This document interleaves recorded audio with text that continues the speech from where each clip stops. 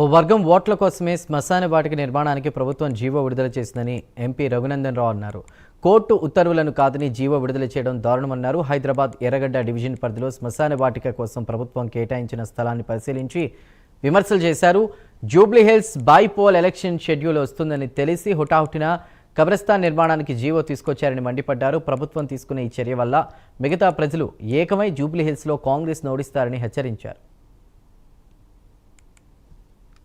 జూబ్లీహిల్స్ ఎన్నికలకి సాయంత్రం నోటిఫికేషన్ వస్తుందని తెలిసి రాష్ట్ర ప్రభుత్వం పొద్దున ఒక జీవో ఇచ్చి ప్రశాంతంగా ఉన్నటువంటి కాలనీల మధ్యలో ఒక కబ్రస్థాన్ నిర్మించుకోవాలని చెప్పేటువంటి ఆలోచన ఏదైతే రాష్ట్ర ప్రభుత్వం చేస్తా ఉందో ఇది పూర్తిగా ఒక వర్గం ఓట్లని ఒక వర్గం ప్రజలని అపీజ్మెంట్ చేసి ఎన్నికల కోసం తీసుకొచ్చినటువంటి ఆర్డర్గా మాత్రమే మేము భావిస్తా ఉన్నాం.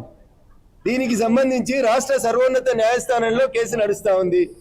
నాట్ టు ఇంటర్ఫియర్ అని పీస్ఫుల్ గా ఎవరు ఎట్లా ఉన్నారో అట్లే ఉండాలని రాష్ట్ర సర్వోన్నత న్యాయస్థానం ఉత్తర్వులు ఇచ్చినట్లు ఇక్కడ ఉన్నటువంటి పక్కన ఉన్నటువంటి కాలనీల పెద్దలందరూ కూడా ఎలక్టెడ్ అసోసియేషన్ అధ్యక్షులు చెప్తా ఉన్నారు. రాష్ట్ర సర్వోన్నత న్యాయస్థానం ఉత్తర్వులను కాదని సాయంత్రం 4 గంటలకు ఎన్నికల నోటిఫికేషన్ వస్తుందని తెలిసి ఉదయం జీవో ఇవ్వాల్సినటువంటి అవసరం ఏంటంటే చాలా స్పష్టంగా కనబడుతుంది. ఈ నియోజకవర్గంలో ఎక్కువగా ఉన్నటువంటి ఒక వర్గం ప్రజలని మెప్పించి వాళ్ళ ఓట్లతోటి లబ్ధి పొందుదామని కాంగ్రెస్ ప్రభుత్వం చేసినటువంటి దుశ్చర్యగా ఇక్కడ ఉన్నటువంటి ప్రజలందరూ